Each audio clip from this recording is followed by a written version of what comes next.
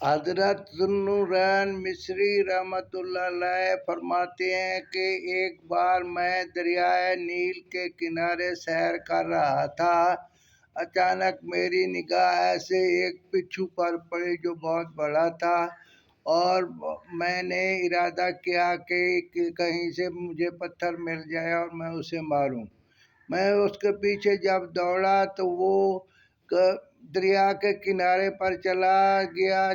کنارے پہ ایک بڑا سا مینڈک نکلا اور وہ اچھل کر اس کی پیٹھ پر سوار ہو گیا، اور وہ اسے تیرتا ہوا دوسری کنارے کی طرف لے جانے لگا۔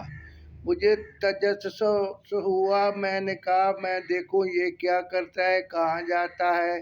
تو میں اس کے پیچھے پیچھے دریا میں کود گیا، اور جہاں وہ نکلا اگلے کنارے پر تو اس نے چھلانگ لگائی اور دوڑتا ہوا ایک طرف چل دیا۔ میں نے اس کا پیچھا کیا، اس کے پیچھے پیچھے دوڑتا رہا، حتیٰ کہ میں نے دیکھا کہ ایک آدمی شراب کے نشے میں دھوتا ہے اور وہ بے ہوش پڑا ہے، اور اس کے اوپر ایک بہت بڑا اژدہا پھول پھلائے کھڑا ہے۔ ابھی پتہ چلتا تھا کہ وہ اسے ڈس لے گا اور وہ وہیں ختم ہو جائے گا۔ بچھو بہت جلدی وہاں پہنچا اور اس کو ایسا ڈنگ مارا، اتنا بچھو زہریلا تھا کہ وہ اژدہا ٹکڑے ٹکڑے ہو گیا اور وہیں پر ختم ہو گیا۔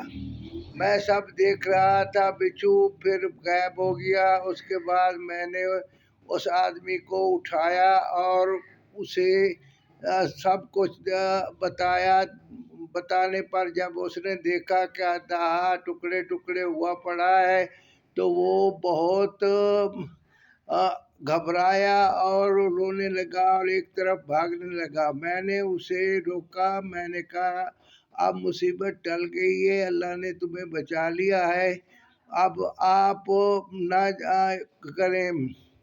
تو وہ شخص اللہ کی طرف، آسمان کی طرف دیکھنے لگا اور کہنے لگا اے اللہ، تو ایسے گناہ گار کو بھی بچا لیتا ہے، اور مجھے تو پتہ ہی نہیں تھا، تو کیسا مہربان ہے، میں نافرمانی کرتا ہوں اور تو مجھے فرما برداروں میں سے رکھا اور مجھے تو بچا لیا۔ اس واقعے سارا واقعہ شروع سے آخر تک سنا، دیکھو تمہاری طرف حفاظت فرمائی۔ یہ سن کر اس نے سر جھکا لیا، غور و فکر کر کے آسمان کی طرف نگاہ کر کے کہا اے پروردگار، اپنے نافرمان پر بھی تو اتنا رحم دل ہے۔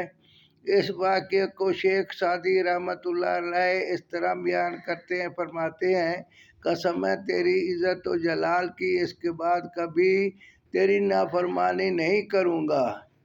پھر اس کی کیفیت ایسی ہوئی کہ اس کی آنکھوں سے موسلا دھار آنسو بہنے لگے، اور وہ اتنا رویا اور اس نے توبہ کی اور پھر شراب نہ پینے کی قسم کھائی، اور وہ بہت نیک ہو گیا اور اللہ کے ذکر میں مشغول رہتا تھا۔ اللہ جب ہدایت دیتا ہے تو وہ ایسے ہی کرتا ہے۔